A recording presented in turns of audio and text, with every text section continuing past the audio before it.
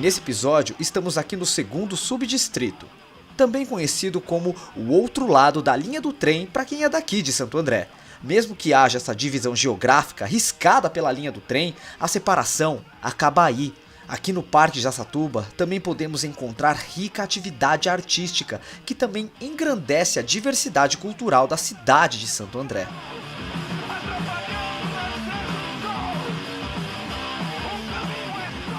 E agora a gente vai trocar uma ideia com Gil Oliveira, um professor e baterista que até já tocou em uma das bandas mais clássicas do estilo death metal do país, a banda Genocídio. Me chamo Gil Oliveira, tenho 40 anos, cresci aqui no bairro, né? Nas mediações do Alzira Franco, do Jaçatuba, Parque João Ramalho. Toquei em diversas bandas, né? Dentre elas Carranca, o Genocídio, o Necrômesis e outras mais. Minha trajetória musical é bem ampla, porque eu comecei tocando punk rock, heavy metal. Depois, com o tempo e com os amigos, né, que partiram para a área acadêmica, acabei conhecendo música brasileira, música instrumental, e ultimamente é o que eu mais faço. O rock eu conheci na adolescência, no colégio onde eu estudava, né? Tinha um professor que me emprestou uma fita do Rush, fiquei anos com aquela fita lá e não me interessava. Quando os amigos começaram a escutar heavy metal, tipo Metallica, essas coisas, eu comecei a enveredar, mas a minha primeira banda que eu mais gostei na época foi Nirvana. Enfim, e aí com essa fita, me apresentou um outro universo e os amigos que eu conheci depois, né, conseguia tocar Metallica e a gente começou a tocar juntos, e aí a história foi se desenrolando. Nossa primeira banda, a gente atravessava os bairros aqui, né, para poder pegar os amplificadores e voltar, porque eles eram do Iná de Melo, né, a escola ali no Parque das Nações. Então a gente atravessava Jaçatuba, Parque João Ramalho, para chegar lá no Parque das Nações, pegar os amplificadores que eram muito grandes, né, e a gente ia de carriola, indo e voltando. E no meio do caminho a gente encontrava o pessoal que tocava no Transfiction, né, o Nelson, enfim, isso daí foi um incentivo pra gente na época, né.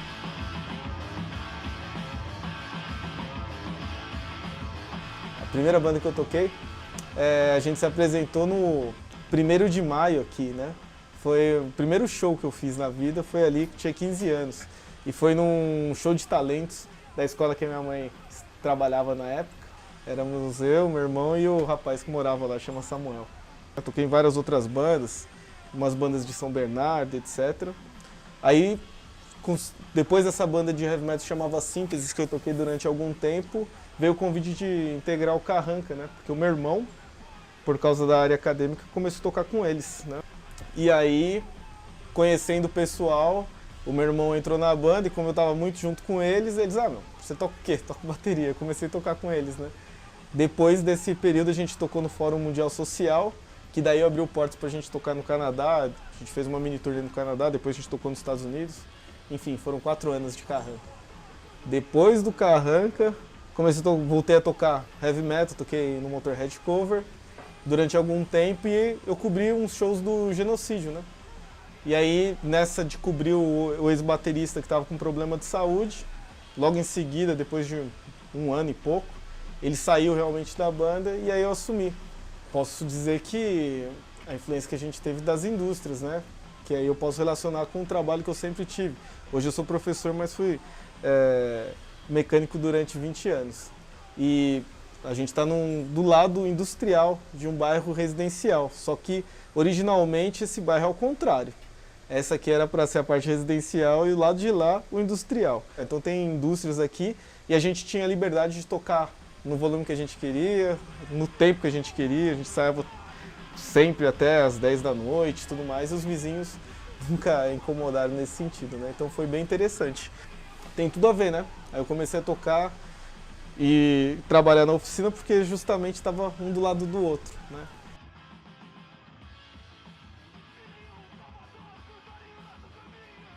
Estudei num colégio chamado Termomecânica, né, que propiciava isso. Então eu fui técnico em mecânica, né, minha primeira formação.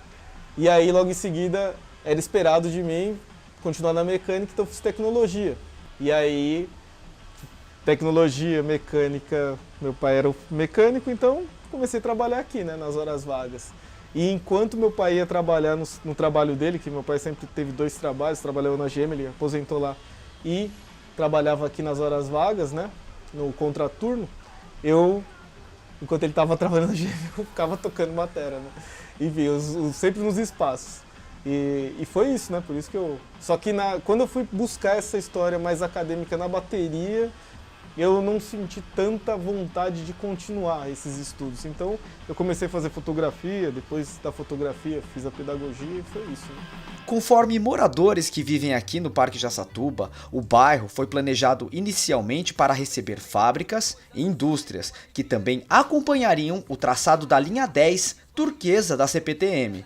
Isso pode ter até acontecido no passado, mas hoje, caminhando pela região, podemos notar que o Jaçatuba acabou se tornando uma das grandes áreas residenciais da cidade. E por aqui encontramos o grafiteiro Thiago Feite, morador aqui do bairro. Feite já faz grafite há mais de 10 anos e se especializou na elaboração de letras Creel. Além disso, Feite também é tatuador. Eu me chamo Thiago Augusto Carneiro, nome artístico Thiago Feite. Eu faço grafite desde 2001, sempre gostei de desenhar. Eu fui estudar numa escola no Capoava chamada Beneraldo e lá já tinha uma grande galera que fazia.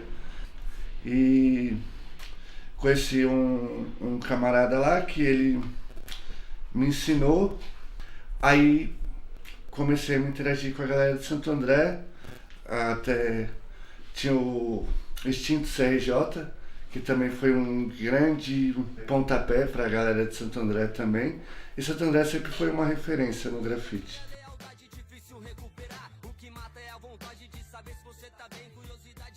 Grafite para mim, ele é uma evolução da pichação. O estilo de letra da pichação é uma coisa única no Brasil. Se você for andar em São Paulo é uma coisa, na Bahia eles riscam um nome e riscam a parede inteira e ninguém mexe. No Rio de Janeiro eles fazem parecido com uma assinatura. Na minha concepção, grafite para mim é letra. Tem a evolução, tem pessoas que fazem realismo e tal. A origem dele mesmo é letra. Eu sempre gostei e fui me especializando em fazer letra em si. Sempre tive admiração por essa arte de rua. Sempre tive admiração também pela pichação, que eu acho que é uma cultura única do Brasil. E Santo André, na época de 2000, 2009, era a capital mundial do grafite. E conhecendo o pessoal daqui, fui me aproximando mais da cultura e fui me especializando. Como mais profissional, entre aspas, não se diz profissional, mais experiente, 2005, 2007, por aí, já estava mais enturmado, participando de outros eventos em outras localidades do Brasil. A dificuldade principal hoje para fazer grafite é o custo do material, que está muito caro. Em 2001, que uma lata era R$12, hoje ela está R$25. Mas hoje tem mais material específico para o grafite em si. E a principal dificuldade ainda é um pouco de aceitação. O grafite, na minha concepção, para mim grafite é vandalismo. Não tem outra... A cultura dele veio de um pessoal de um bairro querer brigar com o outro, ir lá e vandalizar e tal. Hoje ficou mais popular, ajudou pra caramba, mas a essência do grafite mesmo é a rua. Você pode pintar em galeria, você pode pintar tela, pode fazer, tudo que for de arte digital. Se você não pintar na rua, não é grafite. Pra mim a essência é a rua, não tem escapatória. E é no Parque Jaçatuba que encontramos um dos principais parques da cidade, o Parque da Criança. Apesar de ser conhecido na cidade somente como Parque da Criança, o nome completo do espaço, que diverte milhares de crianças, é Parque Regional da Criança Palhaço Stremelique. O nome do parque é uma homenagem ao artista circense Tobias Fernandes, que desde 1938 viveu em Santo André se apresentando como palhaço Stremelique. E próximo ao parque mora o quadrinista Oscar Rizzo, também conhecido como Cash Fire. O Oscar vive da arte de desenhar e escrever histórias em quadrinhos. Ele nos recebeu na sua casa, onde também funciona o seu estúdio, e lá podemos bater um papo bem legal sobre as suas experiências nesse universo tão vasto das histórias em quadrinhos. Meu nome é Oscar Dimitri Rizzo Areias, mas eu sou conhecido como Cash Fire no meio dos quadrinhos. Eu tenho 28 anos e, bom, tudo começou na infância, como a maioria das pessoas que vai lendo quadrinhos. Eu não tive uma origem assim de aprender a ler com Maurício de Souza. Eu meio que já caí no super-heróis logo de cara e sempre quis fazer isso, até o dia que eu descobri que os super-heróis, você tinha que pegar um roteiro de alguém e você ia desenhar e alguém ia arte finalizar, e o processo era todo separadinho, todo industrializado assim. E aí isso me deixou assim sem vontade de produzir, porque eu queria fazer as minhas histórias e desenhar elas. Aí só lá em 2015 que eu fui começar a ver que tinha uma cena de quadrinhos independentes no Brasil que estava forte e tinha pessoas falando. Até entrei bastante nisso por causa do Pipoca. O Pipoca e Nanquim estava também ali chegando num nível mais conhecido e começou a falar daqueles clássicos tipo Watchmen, né, A Piada Mortal. E eu falei, pô, legal, cara, existe isso no Brasil. E aí falei, agora tem um caminho que dá para seguir aqui. E aí em 2017 lancei o Smoking Mata, que é esse aqui. E em 2018 já comecei a escrever o Espetacular em Meneghetti, que a gente só conseguiu lançar em 2021, no meio da pandemia e tal. E foram esses dois projetos. Ser quadrinista é bem complicado no Brasil. Eu conheço poucos que conseguem se manter mesmo dos quadrinhos, porque não tem muitos editais, os que tem são bem concorridos. Hoje o cenário cresceu bastante e isso é bom, mas eu ainda percebo que a gente tem uma bolha muito grande, né, no cenário. Então a gente produz muito para as mesmas pessoas dentro daquela bolha mesmo. Mas é um meio que você percebe que é o amor, assim. Todo mundo tá fazendo por amor àquela arte, assim. Então isso é muito legal. Cara, eu sou muito influenciado pelo cinema. Eu gosto muito de cinema e gosto muito de destrinchar, assim, por que o diretor escolheu aquela cena, né? As formas de contar a história. Porque, na verdade, eu faço quadrinhos porque eu gosto de contar histórias e gosto de desenhar, então aproveito que é uma arte que eu acho muito complexa, que é os quadrinhos, que tem uma linguagem própria e devia ser mais respeitada e está sendo cada vez mais pesquisada e respeitada, porque é o desenho na arte de construir uma narrativa, né? Então, os quadrinhos são a principal forma, origem ali que me inspirou para fazer quadrinhos. Mas, fora isso, a principal assim, referência é o cinema. O que mudou minha vida foi o Will Eisner. É um clichê, eu sei, mas quando eu peguei isso na mão e vi aqueles trabalhos em aguada,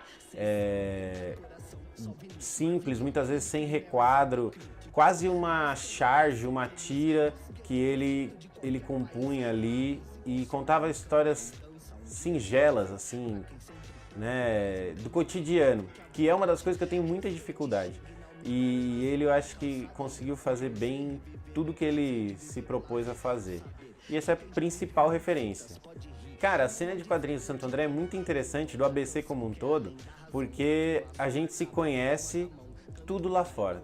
Então, às vezes você tá em Minas, num evento, e aí você tá batendo papo com o cara, mas de onde você é? Eu sou do ABC. Da onde? Santo André? Eu não acredito. Então acontece muito isso. E tem muito quadrinista que é daqui e eu conheci todos eles fora daqui, fora do ABC. Então assim, a cena existe, as pessoas estão aqui, mas não estamos promovendo isso aqui dentro. E é uma coisa que eu tenho muita vontade de trabalhar para trazer os eventos para cá também e fomentar isso aqui, porque tanto como tem os artistas aqui em Santo André, com certeza tem o público também, né? E esse foi mais um episódio do projeto Santo André na Lupa, em que nossa equipe sai por aí desbravando os vários bairros da cidade para encontrar e contar para vocês ótimas histórias relacionadas à cultura. A gente se vê no próximo episódio. Até lá!